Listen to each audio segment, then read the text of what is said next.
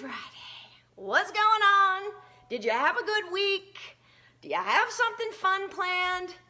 Duh! Who just jumped on here? I can't see. There's Ryan, winner 2 weeks in a row. That's right. Hi, Ann. How are you, babe? Good to see you. Always happy to see you on here. Ah, boy. Let's see. God, I had a good week. Hi, Jen. What's going on, babe? Had a good week. Yesterday, I spent the day on the golf course in an outing that I've done for many years with some of my favorite people in the world. And God, isn't it nice to spend time with people that make you forget about everything? They make you forget about your phone. They make you forget about things that were weighing on your mind. They make you forget about your work. Like, those are the people I want to hang out with, and that's what I did yesterday. I got a tattoo. Just kidding, it's not real, but I'm thinking about making it real. I like it. You know, it's always a good day when you wake up the next day with a tattoo. I'm just kidding. Hey, Ross, what's up, babe? Good to see you guys. All right, here's the question for the day. You know, last week we talked about fear. We talked about fear of rejection in particular. I really like this topic, fear. If you haven't been able to see that by now, it is something I see holding a lot of people back. I mean, I can talk about it a lot when I'm talking about my clients. There's fear all over the place, and it usually holds us back from achieving whatever we want to achieve, or having the life we want, or having the financial freedom we want. It's fear-based. There's a fear there. So here's the question for you to ponder today. Are you treating all of your fears the same? Are you treating all of your fears the same? What do I mean by that? Let's put fears into two categories. Let's talk about the instinctual fear, more of the primal, sort of protective, physical or emotional fear. And then the other one would be more of the thinking fear. So instinctual fear or thinking fear. So why do we fear? Well, we fear because we anticipate harm at some level. We anticipate harm. We've either been harmed before in that scenario, or somebody has warned us about being fearful, or we've read something, or it's just instinctual from our evolutionary sort of the evolvement of humankind, right?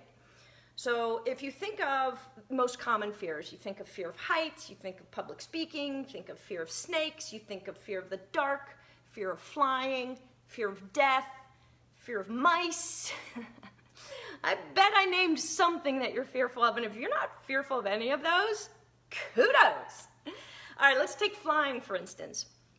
Flying is actually more of a physical fear that's innate in us because it's a triggered, exaggerated gravitational pull in our inner ear. I mean, that's physically what it is. And so we are instinctually trained to be fearful of that because it's not safe to be off the ground because gravity can take hold and we can fall on our asses, right?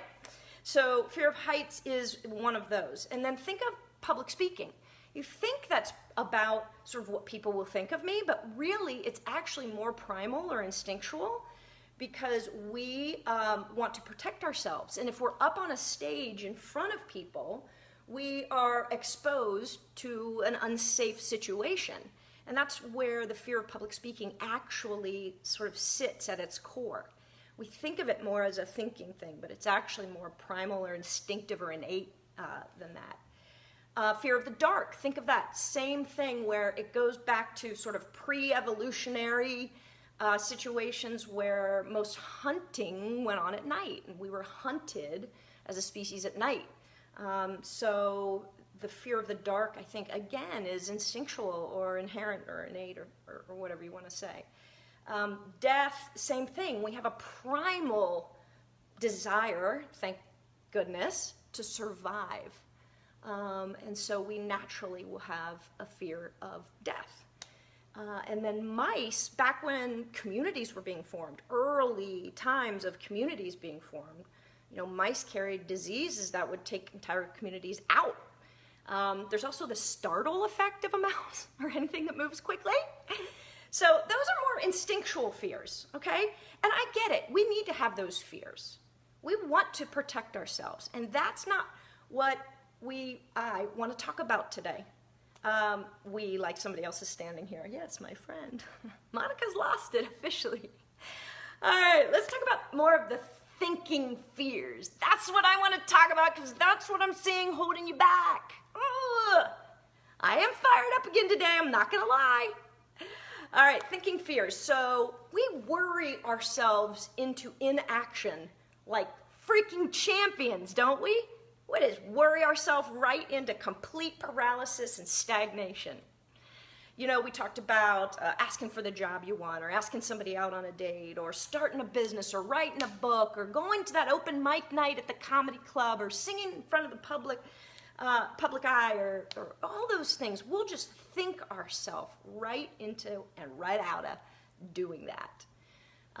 And so I want you to think of the fact that sort of a hope and a dream and a desire that you're having is actually your soul screaming for what it wants and what it's supposed to be.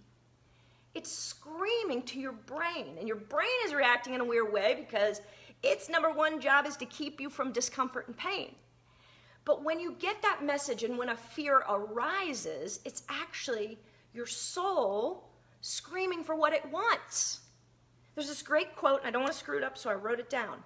It's by a woman named Marie Forleo, and she's an incredible motivation speaker, coach, whatever, very kind of well-respected.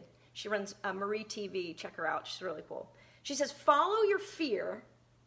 It's a GPS for where your soul wants to go. Follow your fear. It's a GPS for where your soul wants to go. So what is it that your soul is pointing you to? What is it that your soul is pointing you to? I think that the hope and the dream that we have is actually a precise match for who we are supposed to be in this lifetime. Your gut desires are actually a perfect match with who you are supposed to be. And what we do is we let our friends, our family, our environment slowly over time separate us from that connection. That's where fear comes in, right in the middle of it all. So let's go to some examples. Writing a book. I believe that you have a message. If you have a desire to write a book, I believe that you have a message and your soul is telling you, let's put our message out there. If you want to start a business, I believe you want and need to be more independent and self-sufficient. If you want to go to that open mic night on at that comedy club, I believe your soul wants you to have more laughter, to spread more laughter. That's your gift, that's your natural gift. And it's trying to match up or pull back together those two things because they've been separated by societal pressures and judgments and everything that separates us from our true calling. This is your soul yelling back to your true calling. Make sense? All right. There. That's it. I wanted to make sure I read that quote right. I did read that quote right. Marie Forleo. Forleo. Yes. All right. Because, you know what? When that happens, is that Denise? I see Denise. What's up, girl? Hey, I got my tat still. I was hanging with my girl, Denise Fennick, yesterday, amongst other fine females. All right, let's dance. And the reason I picked this song is because, first of all, I freaking love it, and it puts me in the best mood. It's by an artist called Lizzo, and it's called Good as Hell. I posted it the other day. Because when our true calling is met, we feel good as hell. Yes, we do. Come on, let's get this. Oh, yeah. My hair toss, check my nails. Baby, how you feeling? Feeling good as hell. Hair toss, check my nails. Baby, how you feeling? Feeling good as hell. Ooh, tired of the bullshit. Gone, dust your shoulders off. Keep it moving, yes, Lord. Trying to get some new shit in there. Swimwear, going through the bullshit. Come now, come dry your eyes. You know you a star, you can touch the sky. I know that it's hard, but you have to try. If you need advice, let me simplify. We don't love you anymore.